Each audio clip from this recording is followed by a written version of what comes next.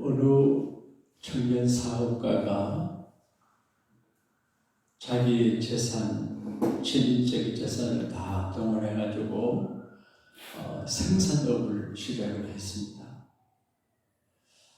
매매업을 해서 물건을 팔고 돈을 받는 사람도 있지만 이분은 물건을 생산해서 직접 팔면 좋겠다 해가지고 큰 비전을 갖고 하는데 잘 됐습니다. 그래서 또 확장을 했습니다. 공장에 물건을 많이 만들어 쌓아두었는데 판매가 되지 않습니다.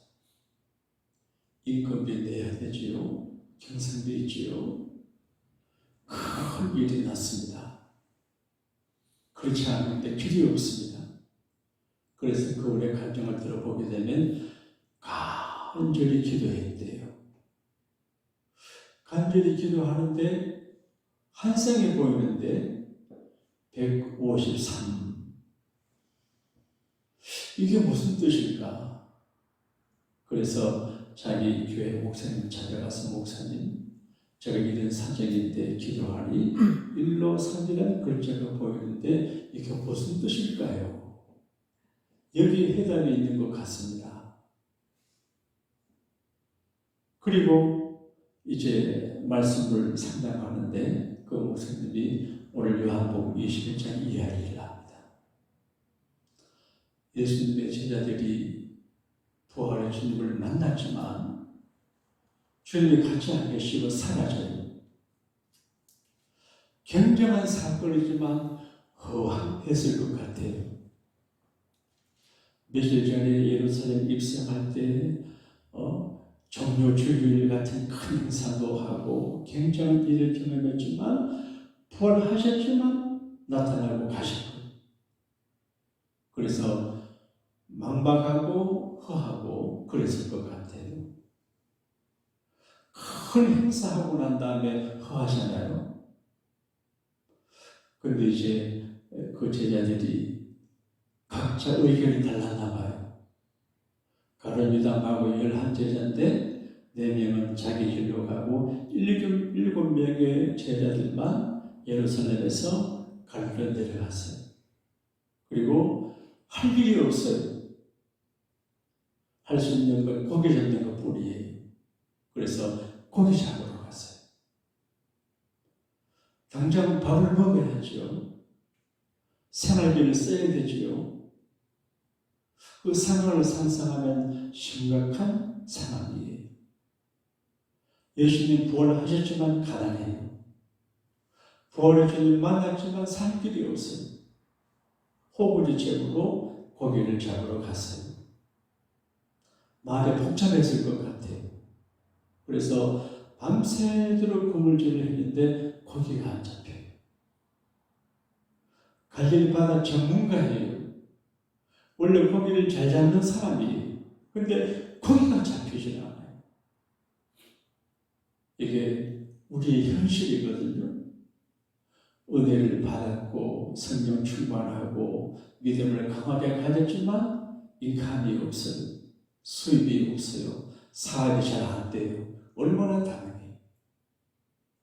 우리 내가 이렇게 충성하고 헌신하고 봉사하고 믿음으로 살고 은혜 충만했으니까 어떤 게 확 풀릴 줄을 기대하는데 풀리질 않아요. 현실은 현실이에요. 그 실망스러운 새벽이에요. 그때 저 멀리 어떤 분이 나타나셨어요. 이 사람들아 고기를 좀 잡았냐? 한 번에도 못 잡았는데요. 그럼 그물을 들어서 배 오른편에 던져봐라.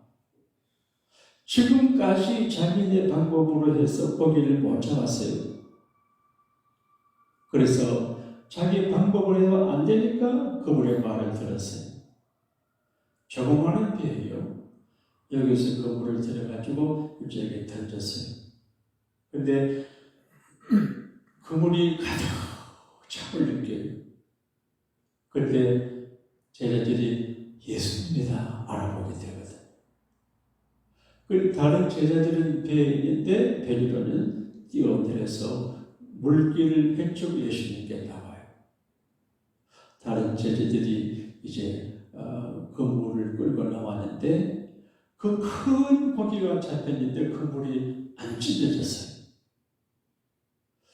맨 처음 베드로, 야고보 이런 분들이 고기를 잡았을 때 고기가 많은 그 물이 찢어졌는데 여기는 큰 고기를 잡았는데 그 물이 안 찢어져요. 그래서 나와서 카운트를 해보니까 153이에요. 이걸 그 목사님이 기도하다가 한 사람은 그분에게 설명해 주었습니다. 이게 153의 축복은 실망하고 안 되는 가운데 주님 은혜로 주님의 능력으로 주님의 축복과 도우심을 받은 가장 큰 분의 축복이다. 그래서 이분이 153? 그래서 이제 자기 공장에 쌓아둔 그 모든 물건에 다시 글자를 새겼대요. 153. 근데 153이라는 글자를 새기니까 전국적으로 날개도 친 듯이 물건이 팔리더래요. 그래서 지금까지 그분이 성공적인 사업을 해요. 어릴 적에 또 혹은 학교 다닐 때 무난히 볼펜이 153이 있길래 이게 뭔가 싶었는데 나중 신앙계란 책에 그분의 갈등에 신경 읽어본 적이 있어요. 원나미 볼펜이에요. 이건 유명한 이야기이기 때문에 이 설교할 때마다 목사님들이 인용을 하는 이야기예요. 부활의 주님을 만났어요. 근데 가셨어요. 마음이 복잡했을 것 같아요. 현실은 이제 경제적인 문제가 뒷받침되지 않아요. 그리고 그 물질을 해도 안 되는 것 같은 실패, 허물을 경험할 때가 있어요. 그런데 이 사람이 153이라는 한 쌍의 말씀을 듣고 난 다음에 이제 마음에 다짐을 했대요. 예수님 말씀 따라 사업을 하자. 1로 3이에요. 예수님의 말씀을 순종하며 사업을 하자. 그러니까 어부들이 전문가인데 자기들의 실력으로 고기를 못 잡았어요. 근데 예수님의 말씀에 순종하니까 고기가 잡혀요. 그리고 그 다음에 좌익이 되지 말고 우익이 되자. 지금 한국에 좌경화, 우경화 그런 이야기가 많은데 나는 우편의 사람이 되자. 이거는 긍정적인 사람이고 그 다음에 낙천적인 사람이고 좋은 의미예요. 저희도 학교 다닐 때 데모하는데 보게 되면 데모하는 사람도 있고 안 하는 사람. 난 데모를 좋아 안 해요. 어떤 친구는 교수한테 막 대들고 나는 그래 안 해요. 근데 이제 교회 안에도 그러고 친구들 모여도 그러고 항상 자기 우편이 있어요. 물론 좌편에서 승부하는 분도 계시고 대들기도 하지만 그러나 이건 우편을 택해서 언제나 우편적인 기준을 갖자. 그런 이야기예요. 그리고 믿음으로 살기를 작정해요. 믿음으로.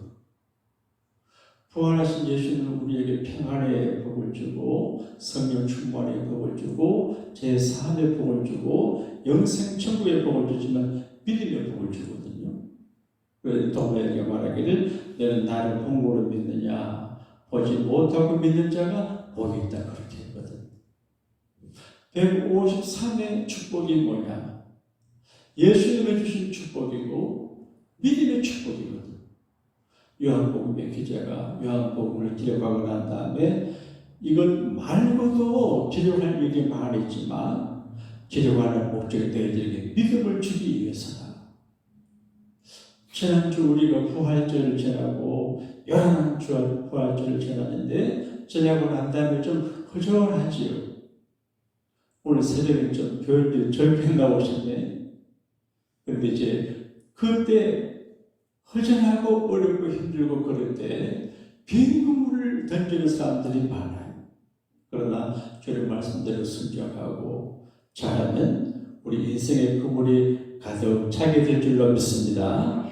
이 은혜가 우리 모두 함께 하시기를 주님의 이름으로 축복합니다.